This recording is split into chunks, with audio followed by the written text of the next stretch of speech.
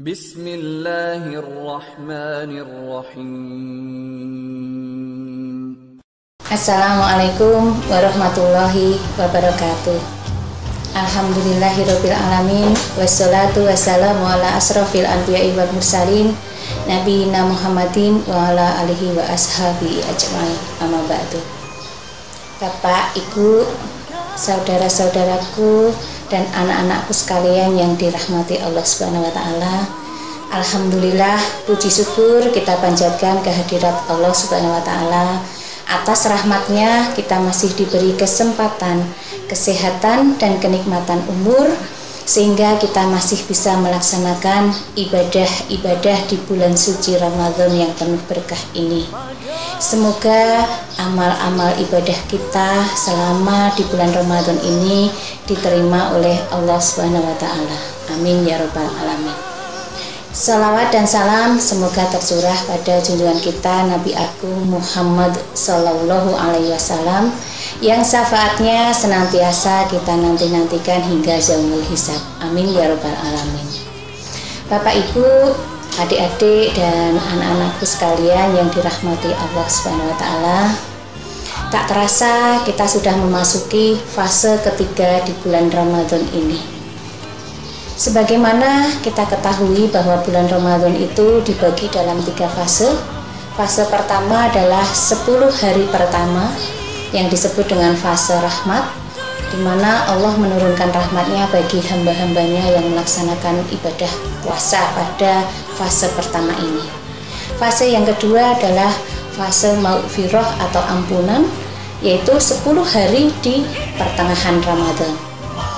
Allah memberikan ampunan bagi hamba-hambanya yang melaksanakan ibadah puasa di hari-hari ke pertengahan Ramadan atau di 10 hari pertengahan Ramadan tersebut. Dan fase yang ketiga adalah 10 hari terakhir di bulan Ramadan yang disebut dengan fase idhun minan nar atau pembebasan dari api neraka. Nah, fase ketiga ini merupakan fase yang sangat istimewa dan sangat mulia, dan ini menjadi malam-malam favorit dari Rasulullah Shallallahu Alaihi Wasallam. Aisyah radhiyallahu anha menceritakan dalam hadis Muslim bahwa Rasulullah Shallallahu Alaihi Wasallam beribadah dengan sungguh-sungguh pada malam-malam di 10 malam terakhir, lebih sungguh-sungguh dibandingkan dengan kesungguhan ibadah-ibadah pada malam-malam sebelumnya. Artinya apa? Bahwa Rasulullah lebih menekankan ibadahnya pada 3 malam, pada fase yang ketiga atau 10 hari terakhir di bulan Ramadan tersebut. Nah, mengapa Rasulullah mengistimewakan pada malam-malam di 10 hari terakhir Ramadan tersebut? Ada beberapa hal. Yang pertama, pada fase ketiga ini merupakan fase penutup di bulan Ramadan. Amalan manusia itu sangat ditentukan dengan amalan-amalan yang dilakukan pada penutupnya. Kemudian yang kedua, Rasulullah Shallallahu Alaihi Wasallam akan memberikan contoh kepada umatnya supaya tidak melalaikan ibadah-ibadah pada fase ketiga ini, melalaikannya dengan lebih mementingkan persiapan untuk melaksanakan hari raya Idul Fitri. Nah, kadangkala yang terjadi di masyarakat sibuk dengan persiapan Idul Fitri, melupakan pada fase yang ketiga, padahal fase yang ketiga ini sangat penting. Dan yang ketiga, pada fase ketiga ini terdapat Lailatul Qadar. Aisyah radhiyallahu anha menceritakan dalam hadis Bukhari, Nabi Shallallahu Alaihi Wasallam menyatakan, carilah Lailatul Qadar pada malam-malam gasal pada 10 hari terakhir di bulan Ramadan. Mengapa kok Lailatul Qadar ini menjadi sesuatu atau malam yang sangat istimewa? Mari kita lihat firman Allah dalam surat Al-Qadar ayat 1-5. Bismillahirrahmanirrahim. Inna anzalnahu fi lailatul qadar wa ma adraka ma lailatul qadar lailatul qadri khairum min alfi sahr tanazzalul malaikatu warruhu fiha biidni rabbihim min kulli amr salamun hiya hatta matla'il fajar. Sesungguhnya aku telah menurunkan kitab suci Al-Quran pada malam Qadar atau malam kemuliaan. Tahukah kalian apa yang dimaksud dengan malam kemuliaan itu atau malam Qadar itu?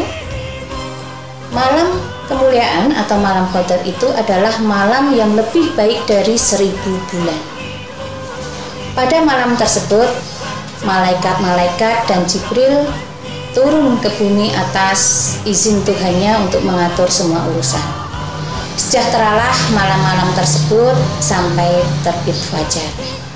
Nah, kalau kita memaknai dari ayat 1 sampai 5 surat Al-Qadar tersebut, maka ada beberapa poin yang menyebabkan malam Qadar atau Lailatul Qadar itu menjadi malam yang istimewa. Yang pertama, malam tersebut adalah malam diturunkannya Al-Quran. Al-Quran diturunkan dari Lauhul Mahfuz ke Baitul Izzah pada langit dunia yang dengan perantara malaikat Jibril dalam waktu 23 tahun secara bertahap atau secara berangsur-angsur. Sebagaimana kita ketahui bahwa Al-Quran itu menjadi pedoman hidup manusia dan menjadi pegangan kita. Kalau kita mengikuti dan mengimani Al-Quran, mengikuti semua petunjuk dalam Al-Quran, maka kita akan selamat di dunia dan akhirat. Dan insya Allah surga sebagai balasan kita akan kekal di dalamnya. Tapi andai kata kita mengingkari Al-Quran, maka Allah menjanjikan siksa yang pedih di neraka dan kita akan kekal di dalamnya. Sebagaimana firman Allah dalam surat Al-Kahfi ayat 1-3. Bismillahirrahmanirrahim. Alhamdulillahilladzi anzala ala 'abdihil kitaba wa lam yaj'al lahu iwaja. Segala puji bagi Allah yang telah menurunkan kitab suci Al-Quran dan tidak ada kebengkokan di dalamnya. Artinya kita bersyukur kepada Allah Subhanahu wa taala yang telah menurunkan kitab suci Al-Quran dan di dalamnya itu terdapat ajaran-ajaran atau firman-firman Allah yang lurus membawa kita ke arah jalan yang benar, tidak ada penyimpangan di dalamnya. Qaimul yundirabasan sadidam milladunhu wa yubashiral mu'minin alladzina ya'maluna sholihati anna lahum ajrun hasanah. Sebagai bimbingan kepada hambanya, kepada umat manusia, dan memberi peringatan adanya peristiwa atau siksaan yang pedih dari sisi Allah, dan memberikan kabar gembira bagi umatnya yang melakukan kebaikan dan amal soleh. Dia akan mendapatkan tempat yang baik.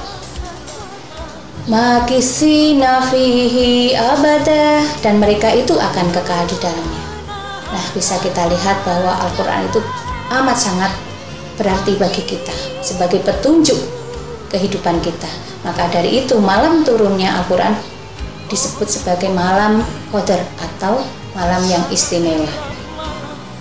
Keistimewaan yang kedua yaitu bahwa pada malam Qadar atau Lailatul Qadar itu lebih baik dari 1000 bulan.